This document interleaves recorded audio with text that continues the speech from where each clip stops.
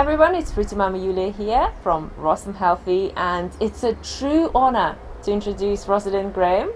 Thank you so much for being here. You're so and welcome. We are going to cover a very, very interesting subject, and that is menopause on a raw vegan lifestyle, and whether or not it is different at all to a menopause that women go through when they follow a standard Western diet. So Rozalind, again, thank you very much. And I think that women go through a lot of hormonal rides in their life, with pregnancy, with breastfeeding, with giving birth, and then there's the menopause. So can you please talk a little bit about it?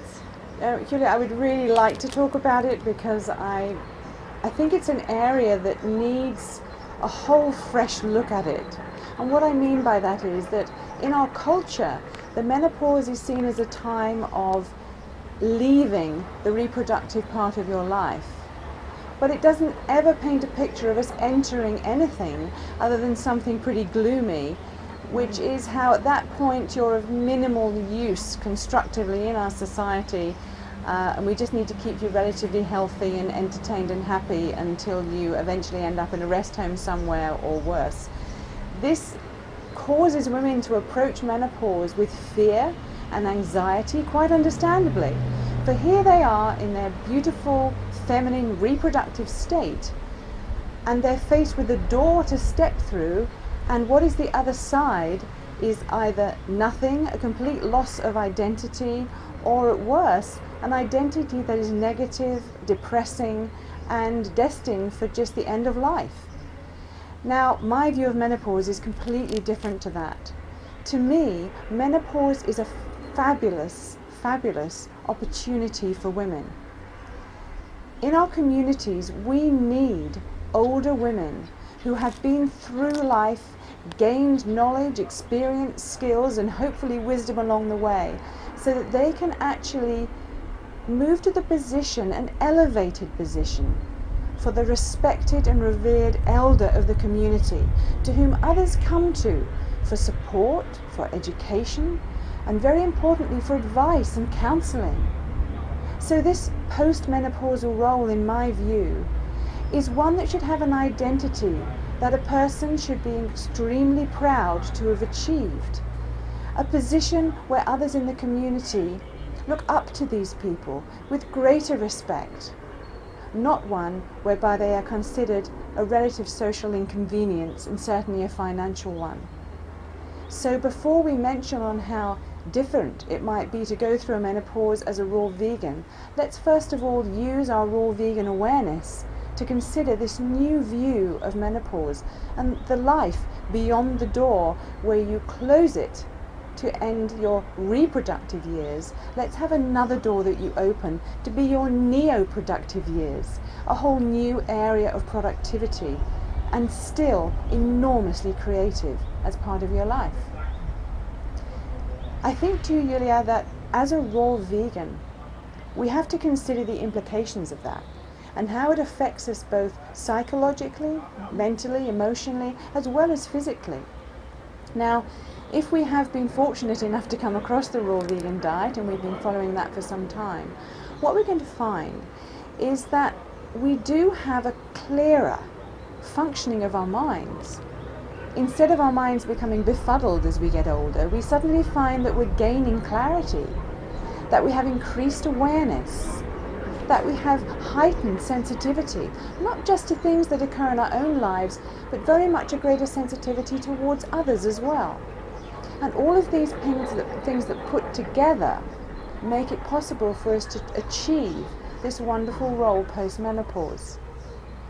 Now, it may well be true that women who have followed a standard diet and lifestyle do come to a point around menopause where their brain is not functioning as well as it could do.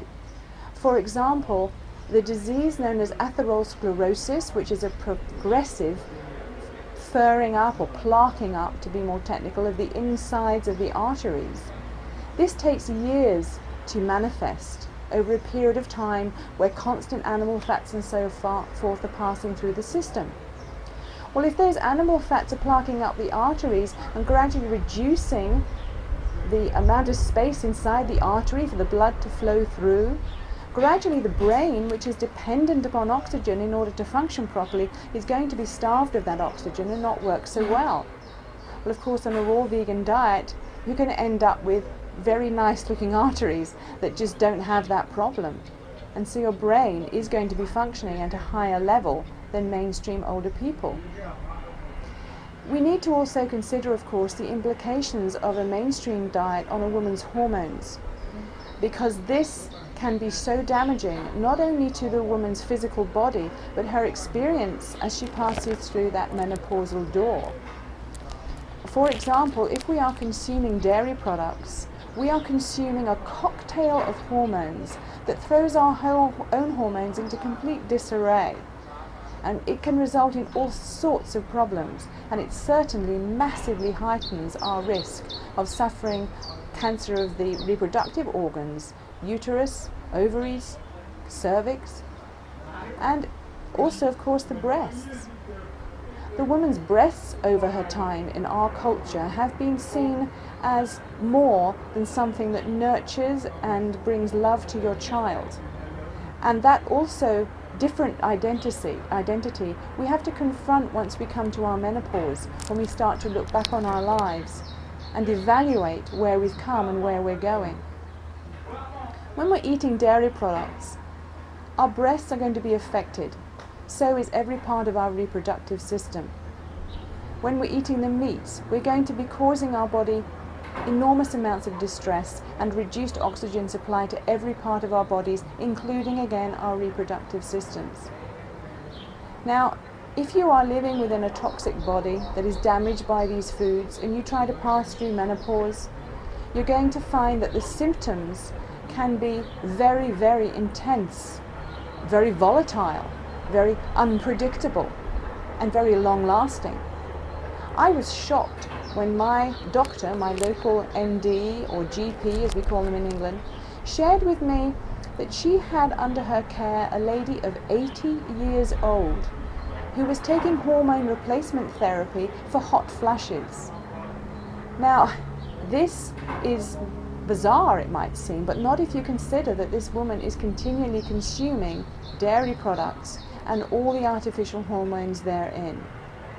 So if we want the hormones to settle appropriately and relatively quickly for us, we want only our own hormones in our system, not those hormones of other creatures, let alone artificial and synthetic hormones. Now, I have been practicing a raw vegan diet for more than half of my life, well more than half of my life. And as I pass through menopause, I will honestly say that there have been very large emotional implications for me. And that has been challenging. But as far as the physical symptoms are concerned, mine were short-lived, not that intense, and quite frankly, didn't really catch my attention that much.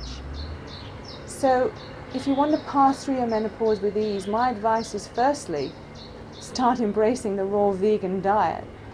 And secondly, recreate for yourself and for future generations a whole new identity of who a postmenopausal woman is. Please do not see a picture of her on the rubbish heap, finished with life, now not productive. See her as an elevated elder of our society who deserves respect and who can be possibly more useful in really meaningful ways as a counselor and advisor to others than any other member of our society.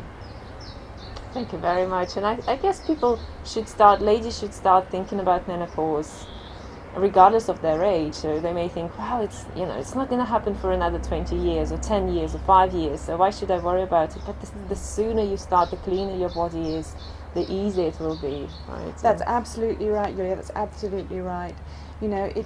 It's no knowing with any individual body how long it takes it to recover from a background of being on a mainstream diet and lifestyle. Everyone is different depending on so many factors, not least of which is their particular own personal level of vitality at that time. But the longer you have been on an established raw vegan diet with an appropriate level of fat in that diet, the longer you've been on that, the easier your physical menopause changes are going to be. I think it's valid to mention also that the symptoms that we go through and the signs that we experience as we pass through menopause are literally like a signpost, helping us emotionally to make that transition, because one can't move forward into the new role before you've really dealt with stuff from the role that you were in. It's a time to really take a look at your relationships, really look at the areas that you need to conduct profound forgiveness for things that have occurred in the past. A fantastic opportunity to really clean house emotionally before you step through that door. And if when you're younger, even when you're in your 20s and 30s, you start to develop this fantastic image of who you're going to be post-menopause, you will find that you arrive there in the most wonderful state of well-being. Don't wait until you suddenly notice that you're no longer having your monthly cycle before you try to create a post-menopausal image for yourself. Start now. Make it glorious. Make it wonderful. Make it one of the best times of your life, and look forward to that time. That's beautiful. Thank you so much, Rozalind, for empowering us females to look at ourselves differently and really recognize ourselves as goddesses, those who make a profound contribution to this planet, can reproduce and nurture new life. Absolutely. Thank you. Can you talk a little bit about your book? Oh, I have a little book book out. As you've probably gathered from my little talk here, I don't like people being labelled, particularly negatively. And I've written this book for children, although I'm sure adults hopefully will appreciate it as well. And it's about a little girl who finds a teddy bear in a toy shop, and she brings it home, and she's most distressed to find it has a label attached to it. And she wants the label removed. She doesn't like the label. And her mommy explains what labels are. And there's a line in the book where she says, that the little girl, she says, you may have a label one day. Someone may offer you one to wear, but you don't need to wear it. And the little girl says, well, can we remove the label from my teddy bear? And the mommy says, yes, we can cut the label off. We can set the bear free. And all this is done in poetry. It rhymes all the way through. It's a simple book. Beautiful illustrations, oh my goodness, by my dear friend Katie Crane. He's the most wonderful artist. And I hope that it's a contribution to the world in terms of providing a beautiful children's book that they will remember and cherish the story, and just a gift to our culture to remind us, don't label. And if anyone labels you, be it now or post-menopause, ladies, you cut that label off and you stand firm and strong in the beautiful goddesses that you are. That's beautiful. And you can find information about this book and more information about the raw vegan lifestyle on Food and Sport website, foodandsport.com. So go and check it out now. Thank you very, very much, Rozalind, and please carry on spreading the light, the knowledge, the wisdom, and being the elder holding space. Thank you so much, and thank you for the privilege of making this recording. I feel very honoured, and for any of you who are watching it, I just send you out my love and support so much. Oh, and thank you for your time. Thank you, Rozalind. Thank you.